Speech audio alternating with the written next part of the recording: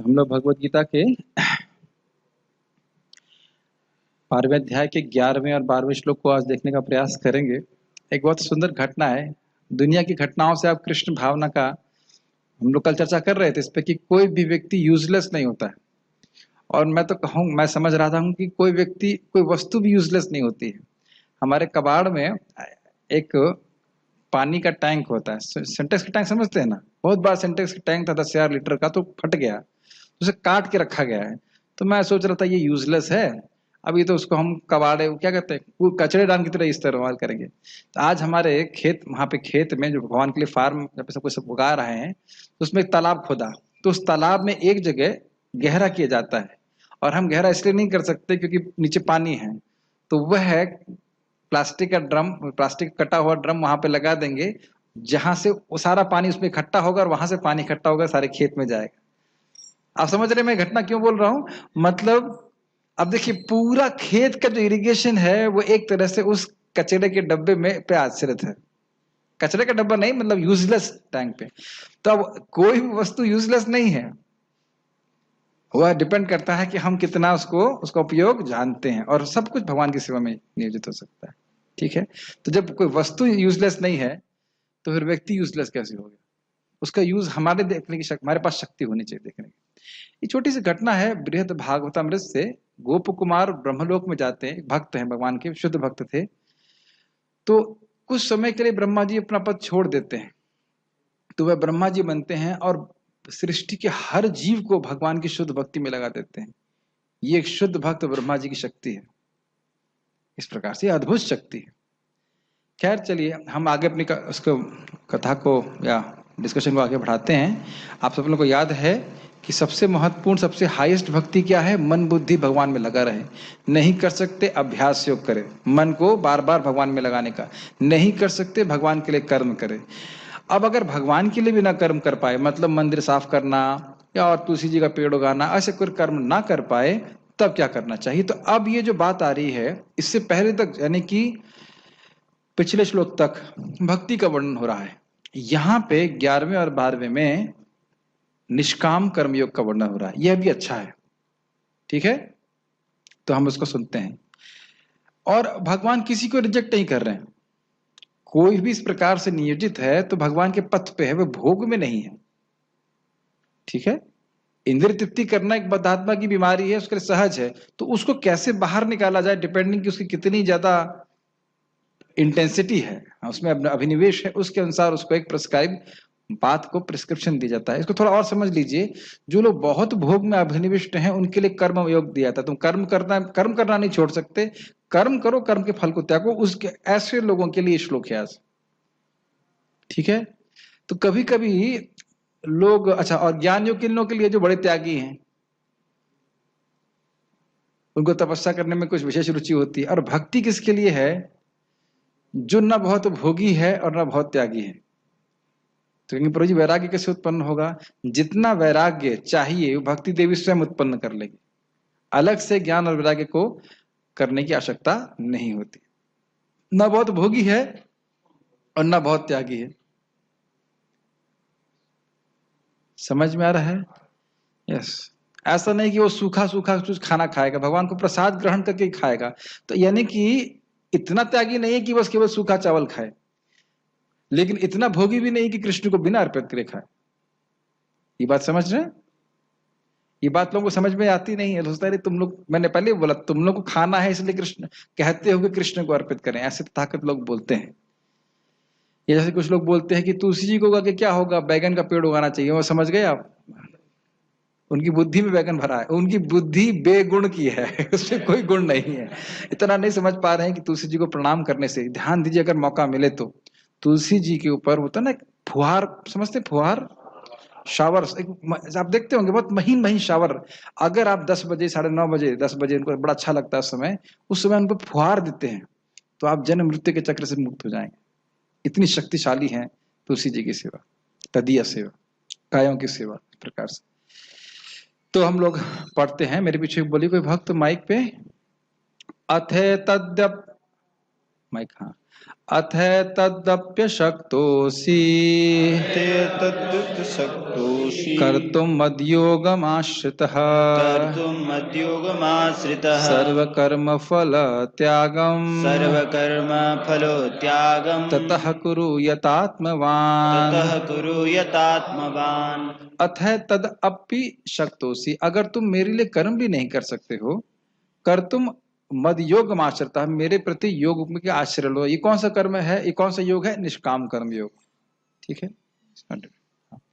सर्व कर्म फल त्यागम, अपने सभी कर्मों के फलों को त्यागो। अब इसका अर्थ क्या है ये समझना चाहिए, इसमें बहुत लोगों को डाउट रहता है। कभी कभी लोग कहते हैं प्रभु जी अगर फल की इच्छा ही नहीं होगी, क्या हो? माँ फलेषु कदाचन, श्लोक क्या है पहले? कर्मणावादिकाश्चर्य माँ फलेषु कदाचन, कर्मण्यवादिकारस्ते माँ फलेषु कदाचना माँ कर्म फल हेतु भूर माँ संगोस्त कर्मणि। तो कहे प्रभु जी हमें कोई अगर फल ही नहीं मिलेगा तो हम कर्म करेंगे क्यों? तो ये समझ नहीं पा रहे हैं लोग। देखिए कोई भी कर्म होता है तो उसके पीछे कोई फल का उद्देश्य होता है, बिना उद्देश्य आप कोई कार्य कर ही नहीं सकते। समझ रहे हैं मेरी बात? लेकिन क्या बोल रहे हैं भगवान?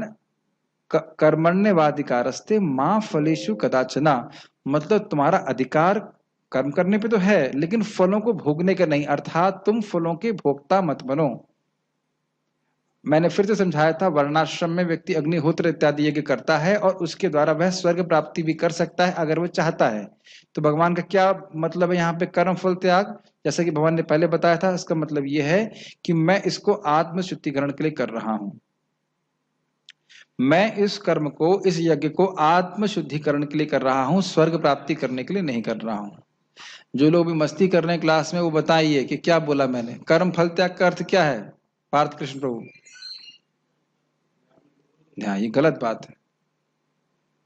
ऐसा तो नहीं है कि मोहिनी अमृत बांट रही है उसके सब पीछे दूध को देख रहे हैं कि किसको अमृत मिलेगा किसको नहीं मिलेगा। भगवत गीता के अमृत को ग्रहण करने का स्वीकार करिए। देखिए बहुत इंपॉर्टेंट है। सब लोगों को ध्यान, फिर से बोल रहा हूं, ध्यान पूर्वक सुनिए, क्योंकि कोई आपसे पूछ लेगा तो कहेंगे हाँ, ये कई बार प्रश्न करते हैं, प्रभु जी बिना कर्म कर रहे हैं, कोई भी कर्म कर रहे हैं, और आप भक्ति भी कर रहे हो तो कुछ लक्ष्य लेके कर रहे हो, तो बिना लक्ष्य के कैसे कर्म कर सकते हैं बताइए? है ना? भाई आप गाय के लिए घास भी काट रहे हो तो ये तो पता है ना गाय खाएगी इसको, तो पूछो घास क्यों काट रहे हो? क्योंकि हमें काटना चाहिए।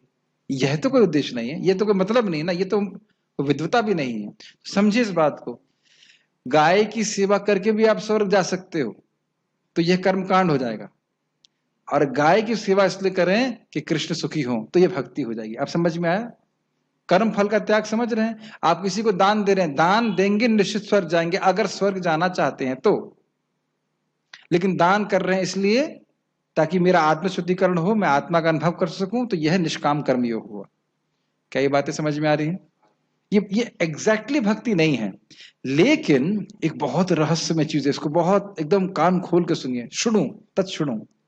भले ही वह व्यक्ति तुरंत कृष्ण को समर्पित नहीं कर पा रहा है, लेकिन क्योंकि उसका हृदय शुद्ध होगा इस कार्य से, तो धीरे धीरे समझ पाएगा कि भगवान कौन है। जादुई तरीका है ये, जादुई तरीका है ये। निष्काम कर्म का फायदा, जो सीधे कृष्ण की भक्ति नहीं कर सकते वे वर्णाश्रम के कर्मों को करते हुए उन कर्मों को आत्म शुद्धि के लिए करें, तो क्रमशः धीरे धीरे भगवत व्यवस्था से वे समझेंगे कि भगवान कौन है। इसीलिए बोला जाता है चतुर्विधा भजन्ते माम जना सुकृतनु अर्जुना। और प्रभुपाद इसमें स्पष्ट बोलते हैं जो वर्णाश्रम के नियमों को ठीक से पालन करते हैं वो सुकृतिवान होते जाते हैं। तो इनकी कह सकते हैं उनकी मतलब खेत तैयार हो रहा है, और फिर जब भक्तों का संग मिल जाएगा तो तुरंत उसको ग्रहण कर ले। Does it make sense?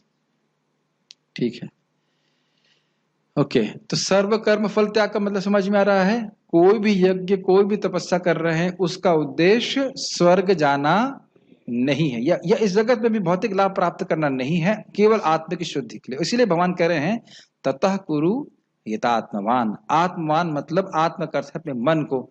मन हमेशा किसी भी कार्य को करने से पहले सोचता है इससे मुझे क्या इंद्रिय तृप्ति प्राप्त होगी। क्या ये सब बातें समझ में आ रही हैं? What is in it for me, तब तो मन उसको करने का करता है। Yes no? समझ में आ रहा है? तो कह रहे ना, मन की इस वृत्ति पे आप विजय प्राप्त करें। मैं मन नहीं हूं, मैं शरीर नहीं हूं, और मन की जो इच्छाएं हैं, भोग की इच्छाएं, इनकी पूर्ति के लिए मैं कर्म नहीं कर रहा हूं। इसे कहते हैं यथात्मवान।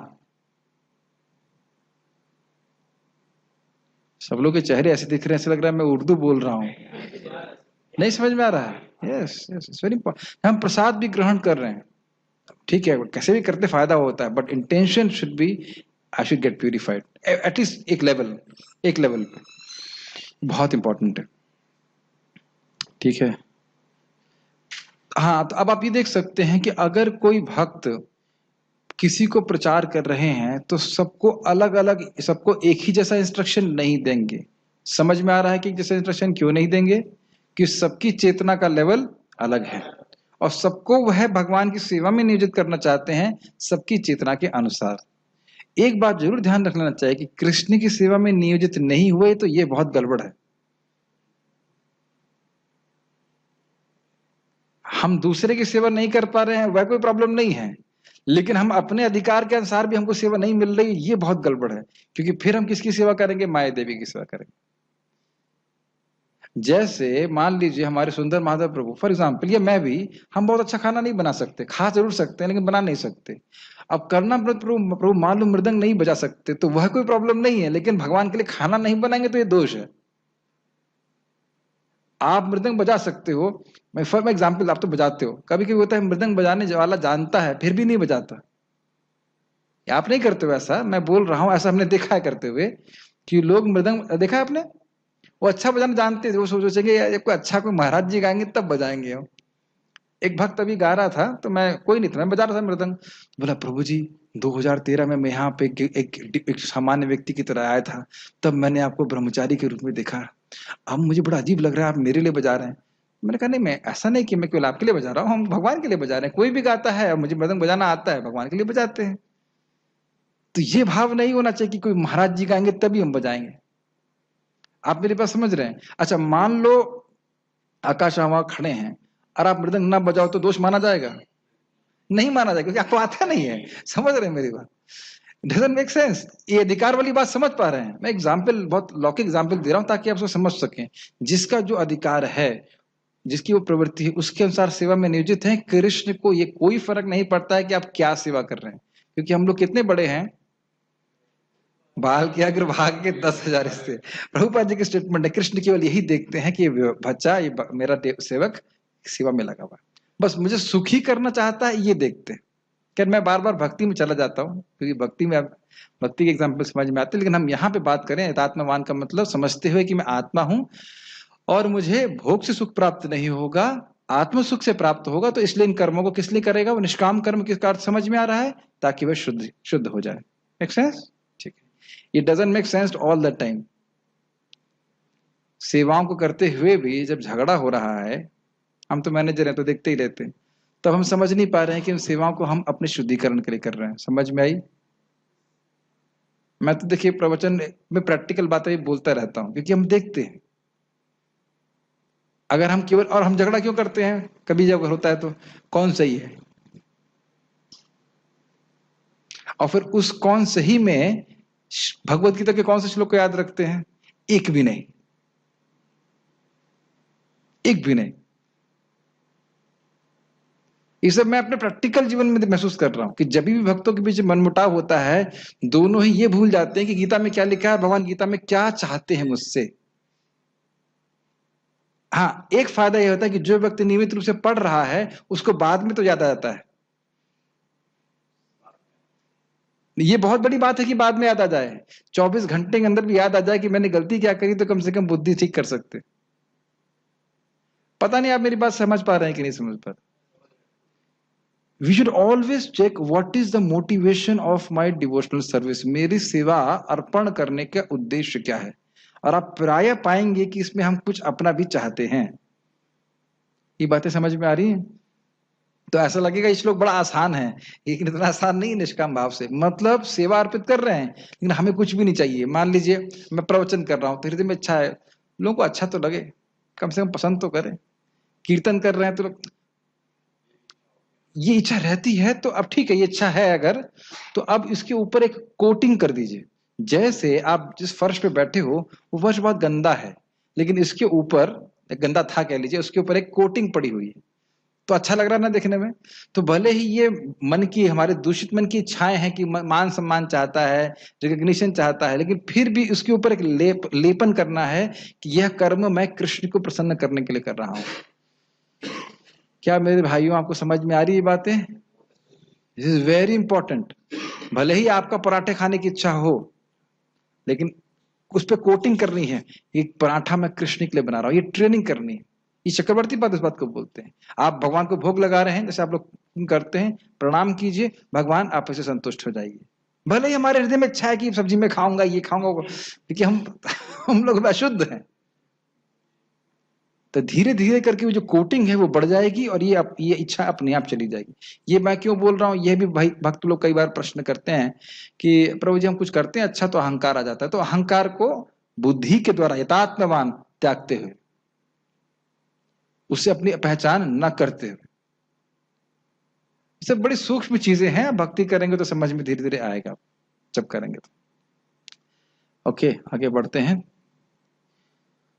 किंतु यदि तुम मेरे इस भावनामृत में कर्म करने में असमर्थ हो तो तुम अपने कर्म के समस्त फलों को त्याग कर कर्म करने का तथा आत्मस्थित होने का प्रयत्न करो। प्रभुपाद इसको और अच्छी तरह समझाते हैं कि कर्म फल त्यागने का मतलब है कर्म फल को भगवान की सेवा में, किसी अच्छे कर्म में प्रयोग किया जाए। गीता भूषण टीका। यदि महाकुलीनत्व, लोक मुख्यत्व आदि के प्रतिबंध से बाधित होकर तुम या अन्य कोई मेरे मंदिर के विमार्जन आदि मेरी प्रीति के लिए किए जाने वाले सुकर नहीं होना चाहिए, सुकर होना चाहिए, छोटा ऊ होना चाहिए। सुकर मतलब आसानी से किए जाने वाले कर्म करने में भी असमर्थ हो तो भी मेरे योग के द्वारा मेरी शरण लेते हुए सभी अनुष्ठित किए जाने वाले कर्मों के फलों का वह त्याग करे और यथात्मवान अर्थात विजित मना हो जाए। बहुत लंबी लाइन थी, फिर एक करके बताता हूँ। महाकुलीनत्व मतलब बहुत बड़े परिवार में पैदा होने का गुण। लोक मुख्यत्व मतलब लोक के मुखिया हैं, बहुत बड़े व्यक्ति हैं। तो अब ऐसा व्यक्ति अगर मंदिर मार्जन करेगा तो जनता कहेगी अरे क्या कर रहे हो तुम। समझ में आया? तो शायद इस प्रतिबंध की वजह से व्यक्ति भगवान का मंदिर मार्जन ना कर पाए, भले उसकी इच्छा हो। उस प्रकार से क्या समझ पा रहे हैं? प्रभुपाद उसको हिंट करेंगे। कभी कभी ऐसा हो सकता है कि परिवार के लोग ऑब्जेक्शन करें। कभी मैंने एक दो बार सुना ऐसा कि पति अगर भक्त, हाँ महाराज जी बता रहे थे, कह रहे थे कि एक व्यक्ति था तो उसकी पत्नी ने कहा कि तुम अगर मंदिर जाओगे तो मैं आत्महत्या कर लूंगी। तो फिर बहुत अच्छा हुआ, फिर उस व्यक्ति ने कहा अपनी पत्नी को मैं सौगंध लेता हूं कि इस मंदिर में नहीं जाऊंगा। तो महाराज के पास आए, वैसे अलग से कहीं मिले होंगे महाराज से, तो महाराज बोले आप आते नहीं हैं। तो कहते हैं वो मैंने पत्नी को सौगंध दे रखी है कि इस मंदिर में नहीं जाऊंगा। तो कहते हैं अब तो दूसरा मंदिर खुल गया इस्कॉन का, तो वहां तो जा सकते हो ना। कहते हैं हाँ वहां जा सकता हूँ। तो फिर वहां आना चालू करते। तो ऐसा कभी कभी हो जाता है, परिवार वाले भी ऑब्जेक्शन करते हैं। तो वहां कोई अगर भगवान के लिए कर्म ना कर सके, या जैसे हम देखते हैं कुछ लोग कंठी नहीं पहन सकते भक्त, है ना, हाँ ठीक है, कभी कभी कंठी नहीं पहन पाते हैं, प्रत्यक्ष रूप से भक्ति नहीं कर पाते हैं। तो अगर या फिर खुद ही कोई अयोग्यता हो कि मतलब विश्वास नहीं है, कुछ असमर्थता है, तो फिर कम से कम वर्णाश्रम के जो कर्म हैं उनको भगवान को समर्पित करें। लेकिन आप भक्त लोग समझ सकते हैं कि वस्तुतः वर्णाश्रम के कर्मों को ठीक से करना ही बहुत कठिन है। अग्निहोत्र यज्ञ क्या होता है, कैसे किया जाता है, इस युग में वो बहुत मुश्किल है समझना। एटलीस्ट मुझे तो आज तक पता नहीं कैसे क्या होता है, कुछ पता नहीं, कोई ठीक ठीक पूछे भी। और जैसे सिंपल सी बात, एक गृहस्थ को खाना बनाने के बाद बाहर जाके बोलना चाहिए कोई भूखा है, कोई भूखा है, कोई भूखा है। अब तो ये सोचिए कि खाना खाने के बाद भी कोई नहीं पूछता है कि कोई भूखा है। पहले की तो बात छोड़ दीजिए, पूछता है कोई? खाना खाने के बाद भी बचा हुआ होगा तो शायद वह भी ना देता हूं, वह भी डस्टबिन में डाल देता है। और तो ये मैं थोड़ा अतिशयोक्ति बोल कर रहा हूं, ऐसा नहीं होता है, लेकिन फिर भी इतना नहीं सोचते हैं लोग। बहुत कोई डिवोटी होता है तब वो सोचता है दूसरों के बारे में, नहीं तो कोई सोचता नहीं है प्राय इस प्रकार से। तो ये सब देख रहे हैं। अब ब्रह्मचारी का जो नियम है वो कौन पालन कर सकता है, कितना कठिन है सारा पूरा सब कुछ। तो अगर बुद्धि लगाएगा व्यक्ति तो मानेगा कि हाँ यह चीज ठीक है, और प्लस ये सारी चीजें करते हुए भी बहुत स्लो है। वर्णाश्रम के नियमों का पालन करते हुए भी बहुत शुद्धिकरण धीरे धीरे होता है। लेकिन भगवान की भक्ति करते हुए फिर वही बात, अगर अपने वर्णाश्रम के कर्मों को निष्काम भाव से कर रहा है तो क्या सा ज्ञान उदित होगा, भगवान कौन है समझ में आएगा। भक्ति में पहले से सुन लेता है कृष्ण भगवान है, और जब सीधे कर्मों को समर्पित करता है तो ये ज्ञान हृदय में प्रकाशित हो जाता है कि कृष्ण भगवान है और मैं उनका दास हूं। बड़ी गंभीर बातें बोली जा रही हैं, ये मैं नहीं बोल रहा हूं, आचार्यों की द्वारा बातें की बताई गई हैं, इसको थोड़ा समझने का प्रयास कीजिए। भक्ति के कर्म को अगर आप करेंगे, अभी तो आप सुन ही रहे हो कि मैं कृष्ण का दास हूं, कितने लोग मानते हैं कि भारतीय नहीं है आप?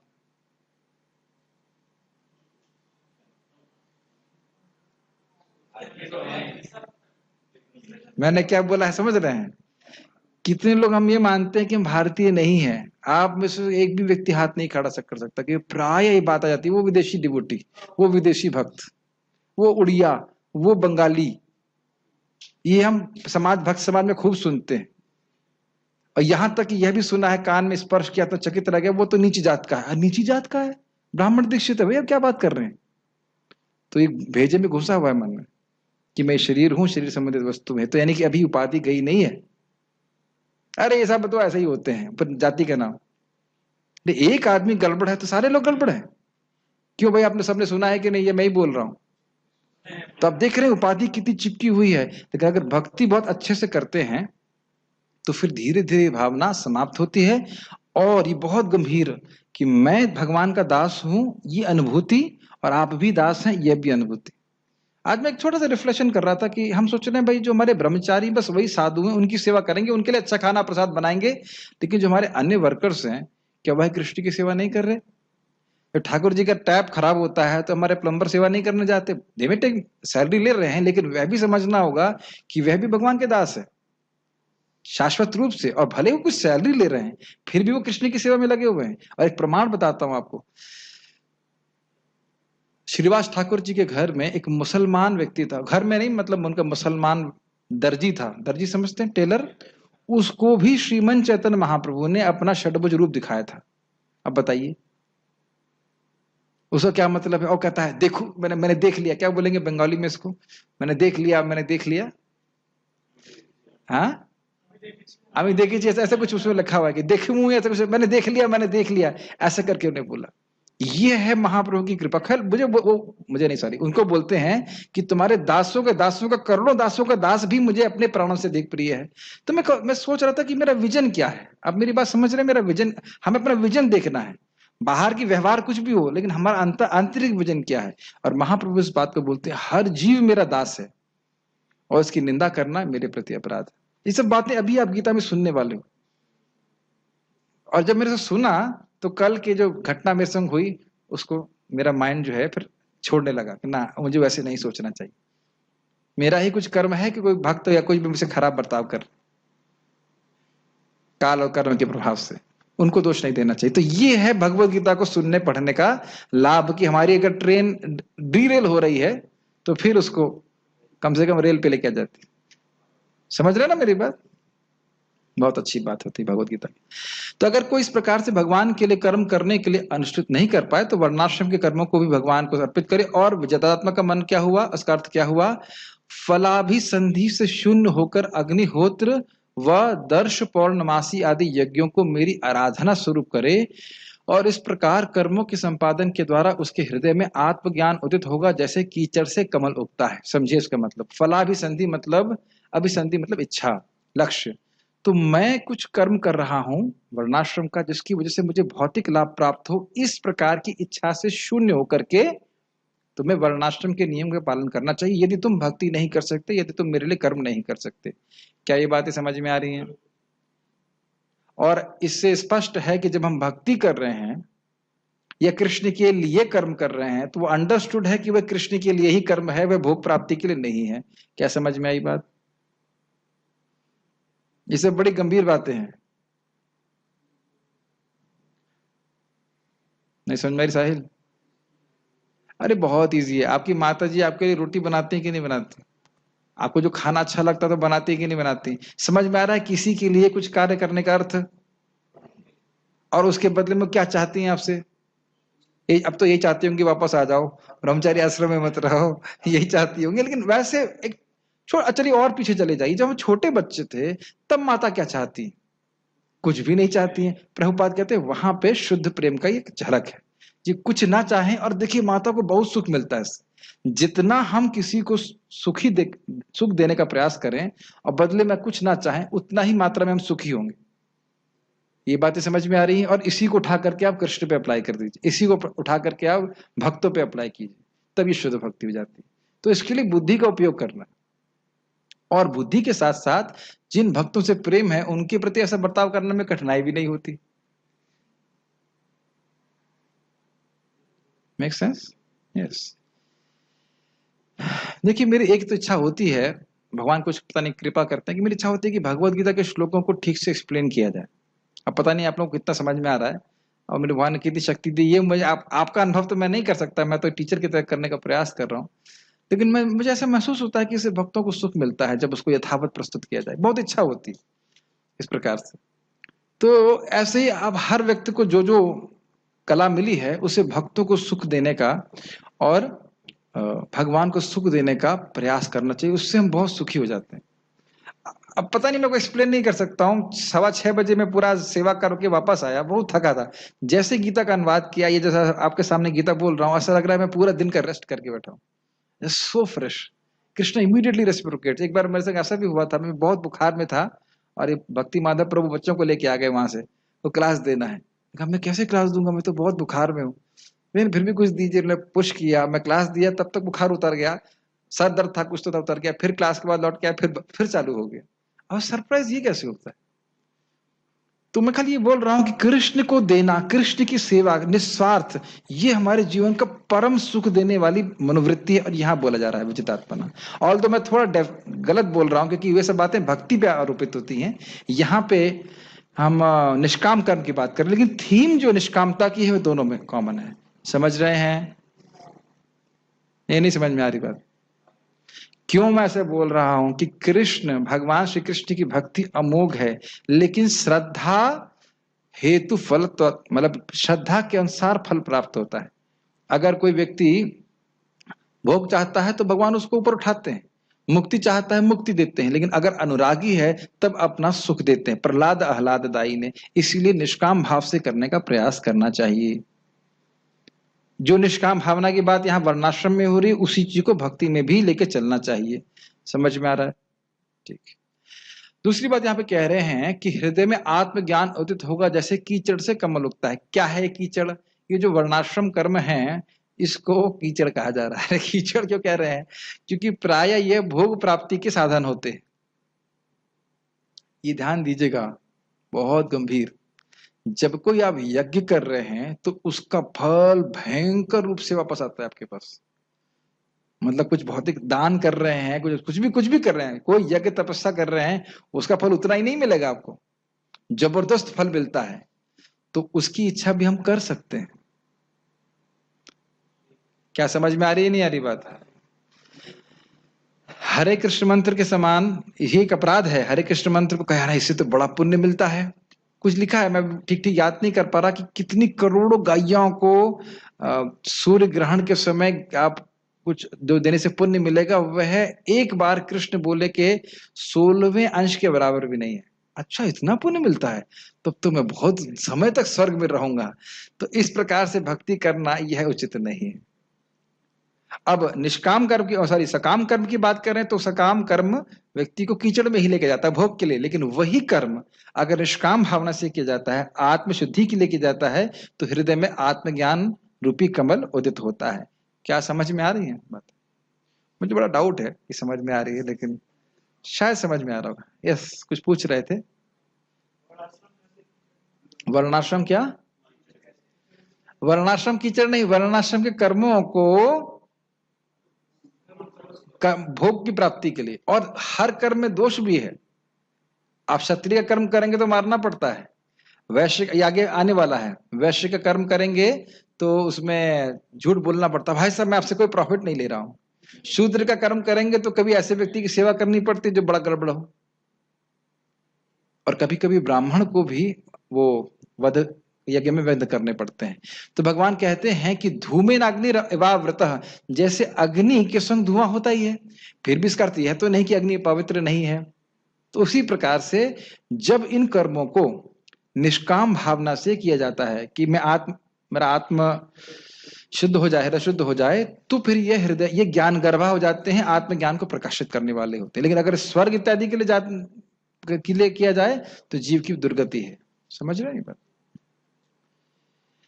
नोट, ऐसा प्रतीत होता है कि यद्यपि वह भगवान से अनभिज्ञ होता है, देखिए बड़े ध्यान पूर्वक सुनिए, फिर भी वह व्यक्ति धीरे धीरे भगवान को जानने लगता है यदि वह इस प्रक्रिया को ठीक से संपादित करता है।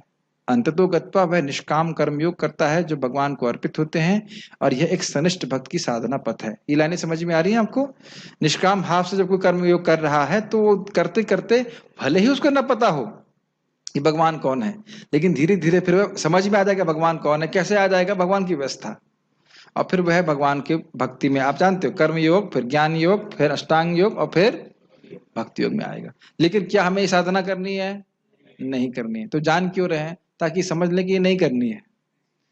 ठीक है, मैं आपको फिर से याद दिला रहा हूं, जब मैं कर्मयोग के बारे में बोल रहा था तो एक भक्त बड़े उत्साहित थे, प्रभु जी बड़ी प्रेरणा मिल रही है कर्मयोग करने की। हमने कहा नहीं, ये इसके लिए नहीं वर्णन किया जा रहा है, केवल इसलिए वर्णन किया जा रहा है कि भाई ये एक पद्धति है, हमें भक्ति योग ही करना है। ठीक है, लेकिन अगर आप यह देख रहे हैं कि कोई व्यक्ति भक्ति नहीं कर सकता, जप नहीं कर सकता, तो आप उसको ऐसे नियोजित करें, ठीक है भाई आप कुछ मंदिर के लिए डोनेशन दे दीजिए। आप देखिए, कोई व्यक्ति हो सकता हो कि भक्तों के प्रसाद के लिए पैसा ना दे, लेकिन पानी बांटने के लिए पैसा दे देगा। क्यों? होता है कि नहीं होता? लोगों की श्रद्धा नहीं होती क्या ये साधु लोग क्या खिलाएंगे, मंदिर में क्या चढ़ाना है? आपने देखा ऐसे लोगों को? तो उनके लिए यह भी ठीक है। और उसमें एक और बात रहस्यमय है, ये है कि हो सकता है कहेगा पेड़ उगाऊंगा मैं, तो ये भी अच्छी बात है। अब पेड़ उगाएगा तो हो सकता है कि भक्त लोग संकीर्तन करते हुए जा रहे हों और उस पेड़ के नीचे वह छाया प्राप्त कर, तो उससे भी उनकी सुकृत बनती है। तो कैसे सुकृत बनती है किसी की, हम कुछ कह नहीं सकते। ठीक है, समझ में आ रहा है? व्यक्ति अपनी और परमात्मा की सेवक और सेव्य की स्थिति की अनुभूति करने लगता है, और साथ ही भगवान की सर्वोत्तम स्थिति का भी अनुभव करने लगता है। दो बात, मैं कृष्ण का सेवक हूं, कृष्ण भगवान यह समझता है, और कृष्ण परम भगवान यह भी समझता है। इसको भी आप देखेंगे प्रचार में, जब आप भगवत गीता का उदाहरण देकर के श्लोक सारे बोल दीजिए कि कृष्ण भगवान है, फिर भी व्यक्ति स्वीकार नहीं करता है कृष्ण भगवान। ये मेरा अनुभव हुआ था, यहाँ पे एक डेंटल कॉलेज में मैंने क्लास दिया था, तो उस व्यक्ति को क्रिश्चियन धर्म में फेथ है, श्रद्धा है, लेकिन कृष्ण में फेथ नहीं। ईसाई धर्म में फेथ है, लेकिन कृष्ण में फेथ नहीं। और मैंने कितने उदाहरण दिए कि तन्ना, तब मैं समझ में आ गया कि इसका हृदय अशुद्ध है। कितना आप श्लोक बोल दीजिए ना, मानने के तैयार नहीं। फिर मैं छोड़ दिया अपना। ठीक, समझ रहे हैं मेरी बात? तो ऐसे लोग कुछ और लोअर धर्म भी करें तो कम से कम कुछ धर्म करेंगे, धीरे धीरे जाकर के आगे प्रगति कर सकते हैं। क्रमशः पराभक्ति प्रकट होने लगती है, भगवान बाद में कहेंगे। मतलब कर्मयोग, ज्ञान योग, अष्टांग योग, भक्ति योग। यत्तः प्रवृत्ति भूतानां येन सर्वमिदं ततं स्वकर्मणा तमभ्यर्च्य सिद्धिं विन्दन्ति मानवः। अपने नियत कर्मों का संपादन करते हुए एक मनुष्य भगवान की उपासना कर सकता है, जो सभी जीवों के स्रोत हैं और सर्वव्यापी हैं, और इस प्रकार पूर्णता को प्राप्त हो सकता है। एक छोटा समझे उदाहरण, बहुत अच्छा है। देखिए, वर्णाश्रम के कर्मों को ऑफिशियली व्यक्ति कर रहा है, just to be a good boy. English में कहते हैं just to keep your nose clean. हाँ, मैं ब्राह्मण के कर्तव्य कर रहा हूं, हाँ मैं क्षत्रिय के कर्तव्य कर रहा हूं, लेकिन क्या है श्लोक, धर्मः स्वनिष्ठितः पुंसा विश्वक् न कथासु यः नोत्पादेद यदि रतिम श्रमे वही केवलम। तो बढ़िया से धर्म अनुष्ठान किया वर्णाश्रम का, लेकिन अगर भगवान कृष्ण में कथा में रुचि उत्पन्न नहीं हुई तो फिर ये सब केवल श्रम है। समझ में? श्रम मतलब केवल श्रम है, मतलब केवल श्रम है, अर्थात इसका कोई फल नहीं मिला। पेड़ उगाया, पानी दिया, खाद पानी डाला, लेकिन फल नहीं लगा, तो क्या हुआ? इसे कहेंगे केवल श्रम। केवल श्रम समझ रहे हैं? परिश्रम, कोई फल नहीं प्राप्त हुआ। जैसे मेरा IIT में 3 बार में, तीसरी बार में सिलेक्शन हुआ, तो पहली बार में केवल श्रम हुआ, फल नहीं मिला। दूसरी बार में भी केवल श्रम हुआ, फल नहीं मिला। तीसरी बार में फल मिला। समझ में आया? केवल श्रम, ये चीज होता है कि नहीं होता है जगत में, हम देखते हैं। तो ये बात मैं इस पे क्यों बोल रहा हूँ, क्योंकि अभी बात में बोल दी वर्णाश्रम यूजलेस है, इसलिए अगर आपको भक्ति में नहीं लेके आ रहा है तो, और ये मैं नहीं बोल रहा हूँ, ये स्वयं सुत गोस्वामी भागवत में बोल रहे हैं। इस सब का हाँ, इसका यह है कि ये धारा आपको क्या कह सकते हैं, आधार प्रकट करता है, आधार बनाता है, और इसका उद्देश्य भगवान श्री कृष्ण की भक्ति होना चाहिए। अगर भक्ति नहीं कर रहा है तो फिर उससे कोई फायदा नहीं है, ये समझना चाहिए। लेकिन अगर मान लीजिए सीधे भक्ति नहीं कर पा रहा, लेकिन निष्काम भावना से कर रहा है, तो हम क्या सीख रहे हैं, उसके द्वारा भगवान की इनडायरेक्टली पूजा हो रही है, और उस पूजा की वजह से धीरे धीरे करके वह प्रगति करेगा और भगवान को समझने की योग्यता प्राप्त करेगा। एक बात हमेशा ध्यान रखिएगा, ज्ञान हमेशा मौजूद रहता है, ठीक, बहुत ध्यानपूर्वक सुनिए, लेकिन हमारी योग्यता जब होती है तो वह हमको प्रकट कराया जाता है। मैं फिर से रिपीट कर रहा हूं, ये बात अपने जीवन में होते हुए देखिएगा। ज्ञान, भगवत ज्ञान, जो भक्ति का ज्ञान है, वह हमेशा रहता है, लेकिन जब हमारी योग्यता होती है उसे समझने की, तब वो हम उसके संपर्क में आ पाते। क्या अपने जीवन में अनुभव कर रहे हैं?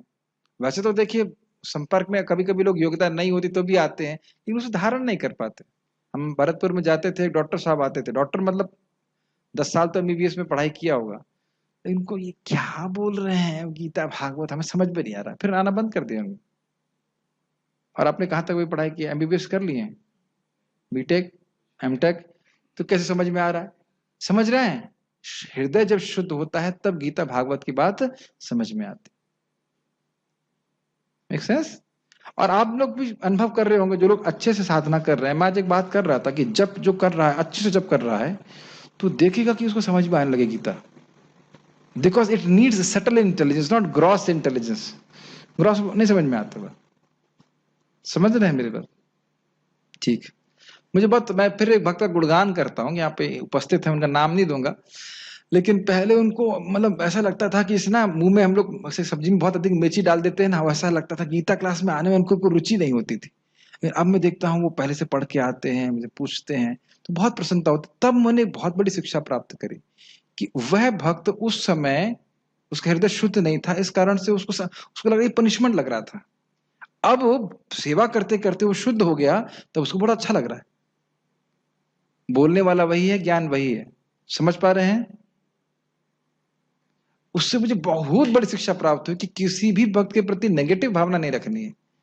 कभी कभी कुछ भक्तों को सेवा क्लास सुनने में बिल्कुल रुचि नहीं होती है, जस्ट बिकॉज क्योंकि उनका वो अधिकार नहीं है। मेरी बात समझ पा रहे हैं? क्यों बैठते हैं पर ये क्या बोलते हैं समझ नहीं आता है, तो फिर रुचि नहीं होती है। तो कम से कम वो सेवा करें, सेवा करें, हरे कृष्ण मंत्र जप करें, धीरे धीरे करके आपको कथा समझ में आएगी। आपको याद है ना, वृंदावन चंद्र महाराज समझाए थे, मंगल आरती में तो भक्त लोग पहुंच जाते हैं, लेकिन जब बहुत कठिन लगता है, और जब तो हो जाता है, लेकिन क्लास तो बहुत कठिन लगती है। याद आ रहा है? बोले थे ना महाराज। लेकिन फिर धीरे धीरे क्या होगा, आपको मंगल आरती जाने लगेगा, अच्छा, उसके बाद और आग्रह होगा, अरे जब तो बढ़ना है, जब करना है। एक भक्त बोले, प्रभु ये 1 घंटा मंदिर बहुत कम है, 1 घंटे में और होना चाहिए जब। मैं किसी का नाम नहीं ले रहा हूँ, लेकिन सब अच्छे अच्छे फीडबैक आते हैं, मुझे बड़ी प्रसन्नता हुई, बड़ी अच्छी बात है। और फिर क्लास होगी तो अरे वाह, क्लास क्लास तो बिल्कुल ब्रेकफास्ट जैसा है, क्लास कैसे छूट जाएगी? समझ रहे मेरी बात? तो ये क्रमशः भक्ति की प्रगति है, किसी को ब्लेम करने की जरूरत नहीं, किसी को नेगेटिव नहीं देखना चाहिए। धीरे धीरे करके लोग प्रगतिशील हो रहे हैं। हाँ, अगर प्रारंभ से ही कथा सुनते हैं, बहुत प्रगति हो, प्रारंभ से सुनने में रुचि है, प्रगति हो, बहुत तीव्र प्रगति हो। तो यह प्रारंभ भी मतलब पिछले जन्म का बैकअप है। तो ये सब बातें समझना चाहिए। तो खाली हम ये बात कर रहे हैं कि अधिकार के अनुसार व्यक्ति लोग ज्ञान ग्रहण करते हैं, कोई किसी को मतलब क्या कैसे इसको नेगेटिविटी देखने की जरूरत नहीं है। ज्ञान देने वाले पिताजी अंदर ही बैठे हुए हैं, उसका अधिकार हो जाएगा तो वह उसको ज्ञान दे देंगे। ये मैं आपको अपनी रियलाइजेशन से बता रहा हूँ। मैंने चैतन्य चरितामृत रखता था, मुझे कुछ समझ में नहीं आता क्या लिखा है, अब समझ में आता है। उसमें भी उतना ही समझ में आता है जितना, मतलब पहले से अधिक समझ में आता है, लेकिन पूरा समझ में अभी भी नहीं आता। I don't know. आप लोगों को समझ में आ रहा है? ऐसा हो रहा है आप लोगों के संग? ठीक, वेरी गुड। अब समझ में आ रही, तो इससे विश्वास हरि नाम पे होता है। भले आपको नाम में रुचि न प्राप्त हो, लेकिन शुद्धिकरण हो रहा है, इसीलिए तो आपको भगवत गीता समझ में आ रही है, भागवतम समझ में आ रही। Does it make sense? Uddhav Dwarkadhish प्रभु, मैं खाली चेक कर रहा हूँ, ऐसे नाम बोल देने से थोड़ा को एक्टिव कर देता हूँ। एक्चुअली हाँ जी। भगवान का जो ज्ञान होता है ये भगवान का ही अवतार है, तो इसलिए जब व्यक्ति के अंदर वो यज्ञता आ जाती है, भगवान प्रकाशित हो जाते हैं, Yes. तो उसको समझ में आता है। इसलिए Yes. समझ में आता है कि उसका भगवान के प्रति कितना श्रद्धा है, भक्त के प्रति कितना। हाँ। एक ज्ञान को कोई अलग से नहीं घुसाया जाता है। यस, और तो नहीं ये ज्ञान, एक्चुअली हमारा कॉन्सेप्ट पूरा क्लियर होना चाहिए कि वो भगवान ही है।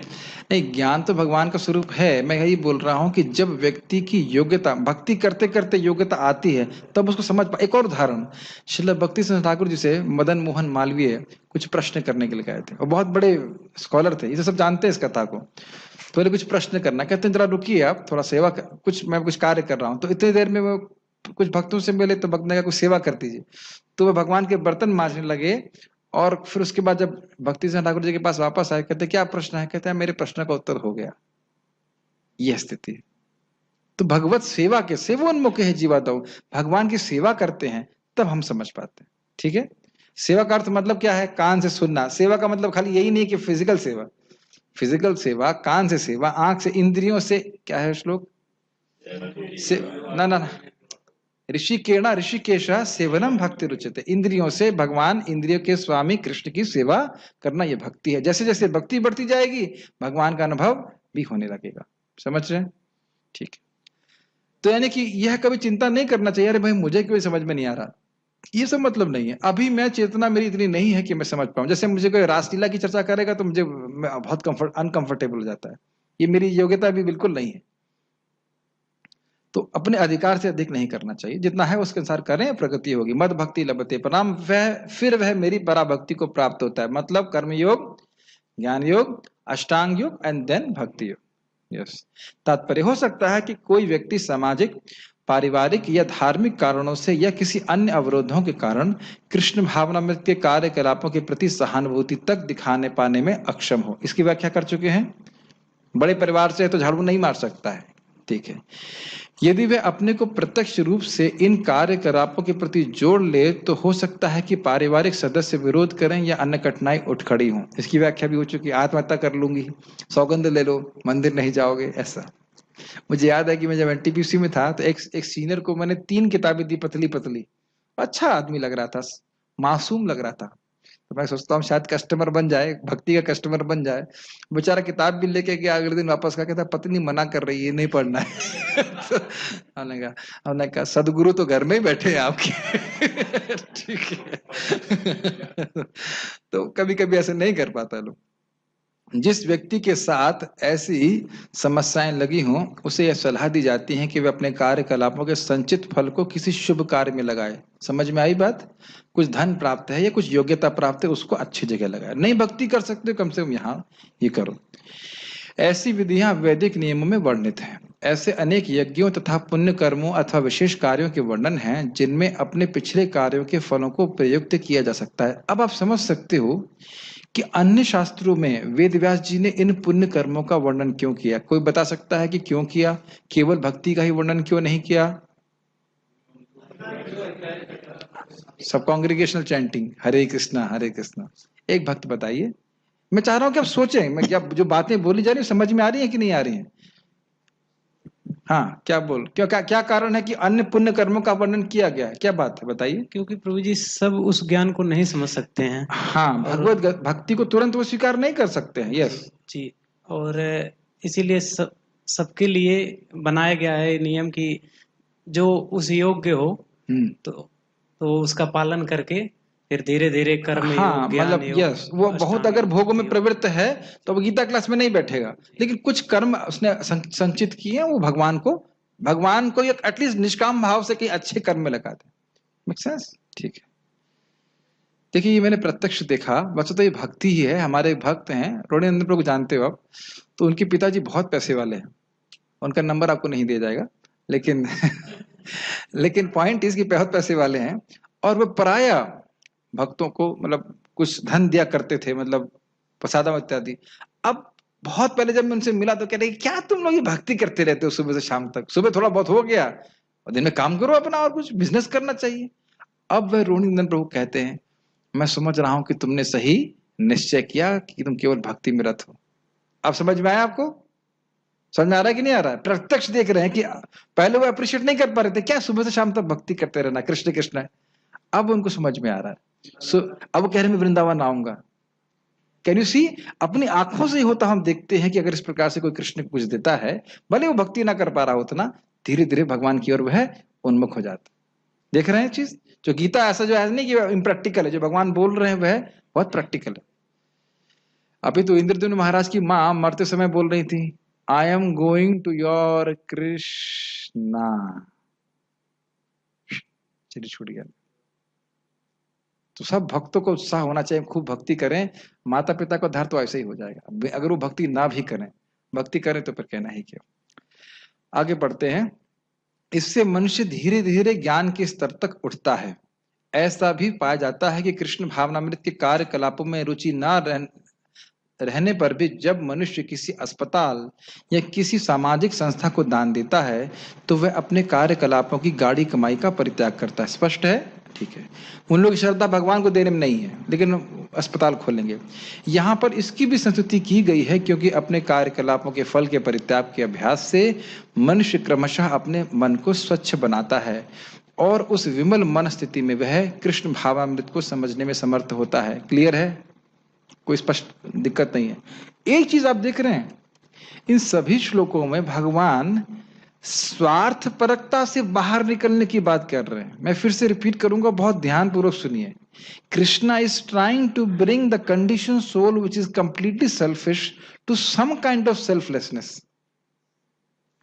जो बद्ध जीव किस पूरी तरह से स्वार्थ परक है, भोगों में लगा हुआ है, उसको कुछ कुछ किसी भी प्रकार की निस्वार्थता निष्कामता की ओर लेके आ रहे हैं। ये भगवान इस श्लोकों में बोल रहे हैं। क्या ये देख पा रहे हैं? हाईएस्ट क्या है कृष्ण के प्रति, वह नहीं हो पा रहा है तो उसका अभ्यास, वह नहीं हो पा रहा है तो कृष्ण के लिए कर्म, और वह नहीं हो पा रहा है तो समाज के लिए कर्म। लेकिन सभी में अपने लिए कर्म, अपने भोग के लिए भगवान कभी रिकमेंड नहीं कर। जब कोई व्यक्ति मरता है तो ये कोई व्यक्ति नहीं कहता है बड़े महान व्यक्ति थे, बहुत बड़े भोगी थे। कोई भी व्यक्ति इस प्रकार से, मतलब क्या कहेंगे उसको, महिमा मंडित नहीं होता मरने के बाद बोल जाए भाई बहुत बड़े भोगी थे, वो बड़े शौकीन आदमी थे, कोई नहीं बोलता है। अगर कोई बहुत खराब आदमी होगा तो इस प्रकार की बातों को अप्रिशिएट करेगा। और अगर कोई व्यक्ति बहुत त्यागी है, उसने समाज के लिए बहुत कुछ किया है, तो उसकी वो लोग प्रशंसा करते हैं कि नहीं करते हैं? तो आप देख सकते हैं कि भले ही लोग स्वार्थी हैं, लेकिन वस्तुतः निस्वार्थता की ही प्रशंसा की जाती है। समझ रहे हैं? और भगवान भी यहाँ पे सिखा रहे हैं, त्याग सिखा रहे हैं, क्योंकि भोग करना सिखाना जीव को नहीं पड़ता, वो उसका डिफॉल्ट मोड है। ये बात देख पा रहे हैं श्लोकों में? पढ़ते हैं। कहाँ गया? कृष्ण भावनामृत किसी अन्य अनुभव पर आश्रित नहीं होता, क्योंकि कृष्ण भावनामृत स्वयं मन को विमल बनाने वाला है। किंतु यदि कृष्ण भावनामृत को स्वीकार करने में किसी प्रकार का अवरोध हो तो मनुष्य को चाहिए कि अपने कर्म फल का परित्याग करने का प्रयत्न करे। ये बहुत इंपॉर्टेंट बात है। शायद मन में किसी के संदेह हो तो आप यह कह रहे हैं क्या कि मतलब भक्ति करने के पहले हमें कर्म फल का त्याग और कर्मयोग करना ही पड़ेगा? क्या ये कहना चाहते हैं आप? हम ये नहीं कहना चाहते, ना शास्त्र ऐसा कहना चाहता है। भगवत भक्तों के संग से बस इतनी श्रद्धा हो कि भक्त अच्छे हैं, ये भक्ति अच्छी है, आदर भाव, अगर यह है तो और कोई किसी चीज की आवश्यकता नहीं है। भक्ति देवी स्वयं ही उसको शुद्ध कर देंगी।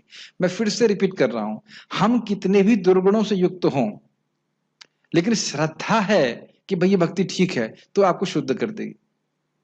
इसके प्रमाण तो आप कई भागवत में देख चुके हो। गाय काटने वाला, राजा को मारने वाला, माँ और पिता की हत्या करने वाला भी अगर भगवान का नाम जप करता है तो भगवान की क्या मति होती है? ये व्यक्ति मेरा है, उसको सारे पापों से मुक्त कर देते हैं।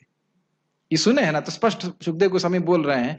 तो मैं खाली ये कह रहा हूं, समझाने का प्रयास कर रहा हूं कि भक्ति देवी पर यह आरोप नहीं करना चाहिए कि कर्मयोग की अपेक्षा कर रही है, ऐसा कुछ नहीं है। लेकिन अब उस व्यक्ति की श्रद्धा नहीं है तो ठीक है, कर्मयोग करे, ज्ञान योग करे, तो क्रमशः प्रगति करे। क्या इस बात की सूक्ष्मता को समझ पा रहे हैं? अगर आपकी भक्ति करने में श्रद्धा है, आपकी सबकी है, तो अब कर्मयोग करने की जरूरत नहीं है। अरे भाई ये बताइए, सिंपल उदाहरण समझिए, लिफ्ट आपको ऊपर लेके जा सकती है कि नहीं? लिफ्ट में बैठने के बाद कोई प्रयास करना होता है, यही प्रयास होता है कि लिफ्ट से कूदी मत, ये हो, ठीक है। अब इतना तो प्रयास करना पड़ेगा ना कि बटन दबाओ और लिफ्ट में प्रवेश करो।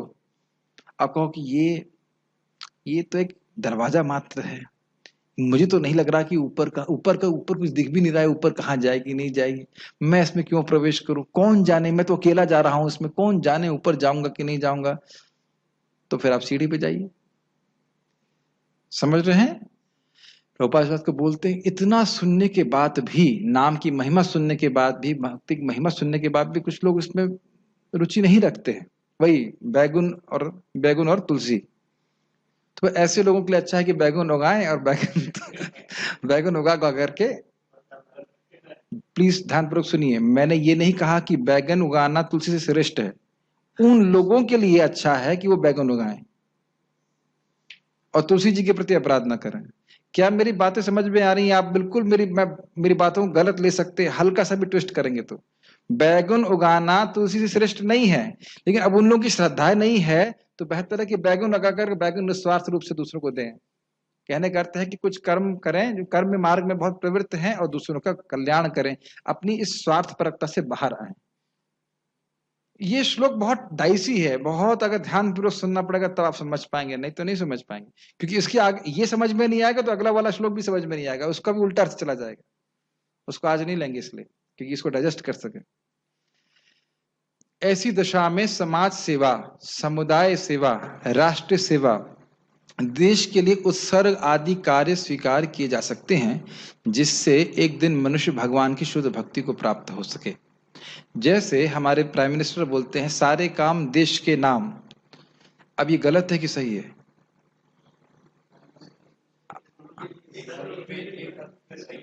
आप समझ पा रहे हैं? हम उनकी निंदा नहीं कर सकते, वह स्वार्थपरक नहीं, अपने भोग के लिए कार्य नहीं कर रहे हैं, वो देश के लिए कार्य कर रहे हैं। अब मुझे नहीं पता कि वो कृष्ण के लिए कितना कर रहे हैं और कृष्ण को भगवान मानते हैं कि नहीं मानते, मैं नहीं जानता, हो सकता मानते भी हो सकता है। बट अगर यह बोल रहे हैं कि हर कर्म अपना करेंगे ए वतन तेरे लिए ठीक है, ऐसे गाने गा रहे हैं, तो यह भी उस व्यक्ति की, उस चेतना वाले व्यक्ति के लिए ठीक है, कम से कम अपनी वो भोगों को त्याग करके इसमें प्रवृत्त है। लेकिन इसका अर्थ यह नहीं है कि वह कृष्ण कर्म से श्रेष्ठ है। ये हमें एक बहुत ब्रॉड विजन धारण करने में मदद करता है। नहीं तो भक्त भी कभी कभी निंदा करता है, क्या ये राष्ट्र के लिए कर्म कर रहे हैं, क्या नहीं, वह उसके लिए आवश्यक है। He can not immediately accept bhakti. भक्ति करेगा तो शुद्ध हो जाएगा, वो कोई प्रॉब्लम नहीं है, लेकिन वो खुद करेगा नहीं, इसलिए ऐसे कर्म करके वह स्वार्थपरकता से बाहर आए। अपने भोगों के में तो नहीं प्रवृत्त हो रहा है, तो वहां से वो तो कम से कम आगे बढ़ेगा। समझ रहे हैं मेरी बात है? बहुत इंपॉर्टेंट। भगवत गीता में कहा गया है, यतः प्रवृत्ति भूता नाम, यदि कोई परम कारण के लिए उत्सर्ग करना चाहे तो भले ही वह यह न जाने कि परम कारण कृष्ण है, फिर भी वह क्रमशः यज्ञ विधि से समझ जाएगा कि परम कारण कृष्ण ही है। इसको मैं समझा चुका था कि यज्ञ विधि में करते करते व्यक्ति धीरे धीरे शुद्ध होता है और फिर समझ पाता है कि कृष्ण है। और इसी को बोला गया था बहुनाम जन्म नाम अंते। लेकिन कोई गुरु के द्वारा सुन ले कि कृष्ण भगवान है, कृष्ण की सेवा करे, तो वो सीधा पता है। कोई प्रश्न है किसी का तो मैं ले सकता हूं। Any questions?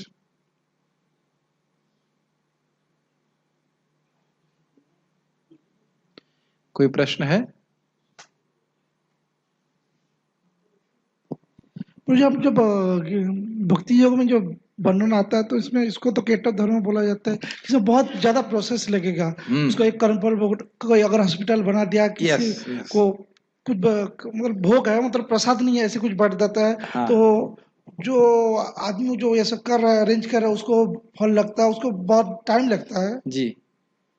तो भगवान इसलिए अरे भाई देखिए, बिल्कुल आपका प्रश्न ठीक है कि बहुत टाइम लगता है, लेकिन जब भक्ति करने को तैयार ही नहीं है तो क्या करेंगे आप?